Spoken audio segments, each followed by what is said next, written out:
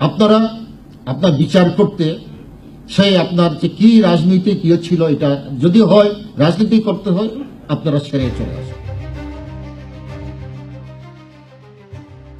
সাবেক প্রধান বিচারপতি এবিএম খায়রুল হকের জামিন ও মামলার কার্যক্রম বাতিলের শুনানিকে কেন্দ্র করে সোমবার হাইকোর্টে তৈরি হয় উত্তেজনাপূর্ণ পরিস্থিতি। বিচারপতি জাকির হোসেন ও বিচারপতি কেএম রাশেদুজ্জামান বেঞ্চে এদিন আইনজীবীদের মধ্যে চিৎকার, তর্কাতর্কি, এমনকি ধাক্কাধাক্কি হয়। রাষ্ট্রপক্ষের আইনজীবীরা অভিযোগ করেন, বিচারপতি খায়রুল হক বিচার বিভাগ ধ্বংসে ভূমিকা রেখেছেন এবং প্রায় ১৫০০ মানুষের হত্যার দায় তার উপর বর্তায়।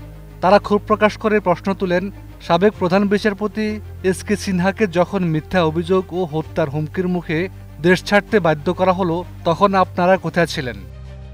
এদিন খায়রুল হকের পক্ষে আওয়ামীপন্থী হিসাবে পরিচিত জ্যেষ্ঠ আইনজীবীরা দাবি করেন, তাকে পিছনে হাতকড়া পরিয়ে আদালতে তোলা পুরো বিচার বিভাগের জন্য অপমানজনক। আইনজীবী মহসিন রশিদ বলেন, বিচারপতিকে অপমান মানে পুরো বিচার বিভাগকে অপমান করা।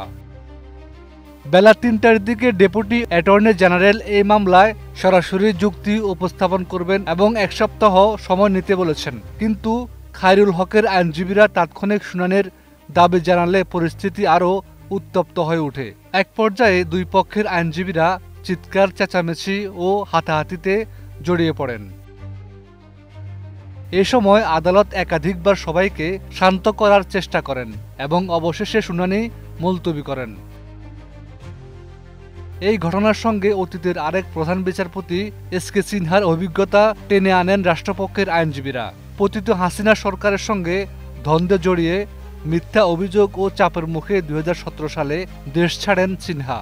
যুক্তরাষ্ট্রের নিউ ইয়র্কে বসে লেখা তার বই এ ব্রোকেন ড্রিমে ষোড়শ সংশোধনী বাতিলের রায়ের পর কিভাবে সরকার তার বিরুদ্ধে অপপ্রচার চালায়, পরিবারকে হুমকি দেয় এবং তাকে গৃহবন্দী অবস্থায় বিদেশে পাঠিয়ে দেয়, সেই বিস্তারিত বর্ণনা দিয়েছেন তিনি। এ ব্রোকেন ড্রিমে তিনি লিখেছেন, সাবেক প্রধানমন্ত্রী শেখ হাসিনা থেকে শুরু করে মন্ত্রীরা তার বিরুদ্ধে দুর্নীতি ও দুর্ব্যবহারের অভিযোগ এনে অপপ্রচার চালান। ডিজিএফআই তার পরিবারকে ভয় দেখায়, দেখা করতে বাধা দেয় এবং গণমাধ্যমে অসুস্থতার গল্প ছড়ায়। এক পর্যায়ে আওয়ামী লীগের তুমুল হট্টগোলের মধ্যে একরকম পালিয়ে মৃত্যুর হুমকি নিয়ে আদালত চত্বর ত্যাগ করেন প্রধান বিচারপতি এসকে সিনহা। এরপর তাকে দেশ ত্যাগে বাধ্য করা হয়।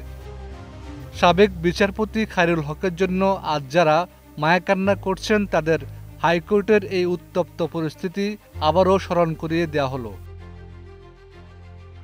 রাজনৈতিক আনুগত্য, বিচার বিভাগের স্বাধীনতা আর ন্যায় বিচারের লড়াই বাংলাদেশে কতটা সংকটাপূর্ণ অবস্থায় ছিল।